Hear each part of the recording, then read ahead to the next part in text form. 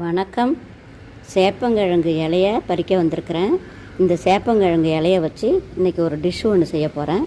அதுக்கு இந்த இலையை பறிச்சுட்டு போகலாம்.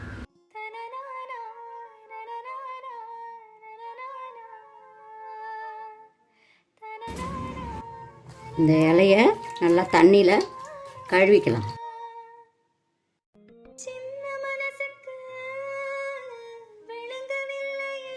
இந்த இலைக்கு பின்னாடி இருக்கிற இந்த காம்பை கொஞ்சம் அப்படியே கட் பண்ணிக்கலாம். நைஸாக காம்பை மட்டும் அப்படியே சீவனாப்பில் எடுத்துக்கலாம்.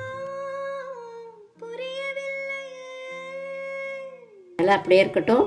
இப்போ இதுக்கு ஒரு மசாலா ஒன்று ரெடி பண்ணிக்கலாம். 2 ஸ்பூன் கடலை மாவு,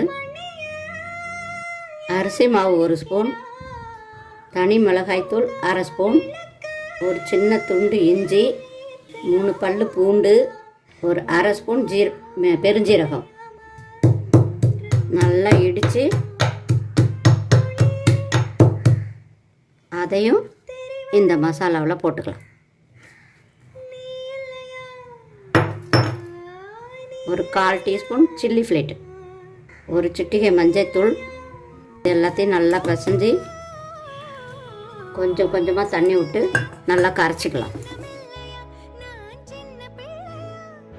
இலையை அப்படியே இந்த பக்கம் திருப்பி போட்டுக்கிட்டு பின்பக்கமாக நம்ம கரைச்சி வச்ச மசாலாவை அதில் எடுத்து கொஞ்சம் கொஞ்சமாக தடவலாம்.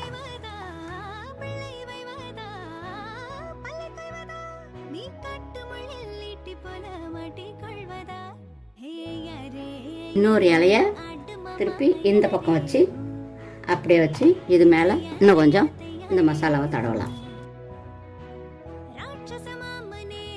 இப்போது இந்த பக்கம் இந்த இலையை கொஞ்சம் இப்படி மடிச்சுக்கிறேன். அதே மாதிரி இந்த பக்கத்தில் இருக்கிற இலையை கொஞ்சம் இப்படி மடிச்சுக்கலாம். இது மேலேயும் கொஞ்சம் மசாலா தடவுறேன்.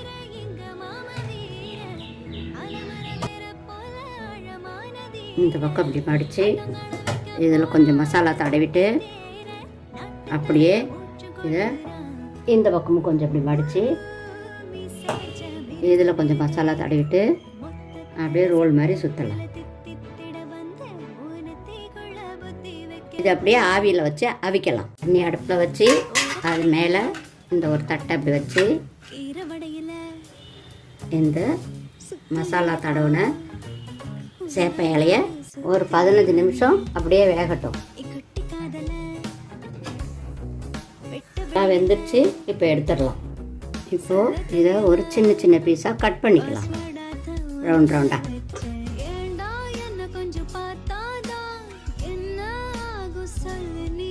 இது மாதிரி ரவுண்டாக கட் பண்ணி வச்சு இப்போ இதை எண்ணெயில் போட்டு எடுக்கலாம்.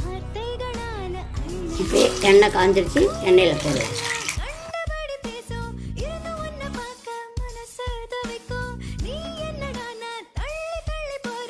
அவ்வளோதான், ஆலுவாடி டிஷ் ரெடி.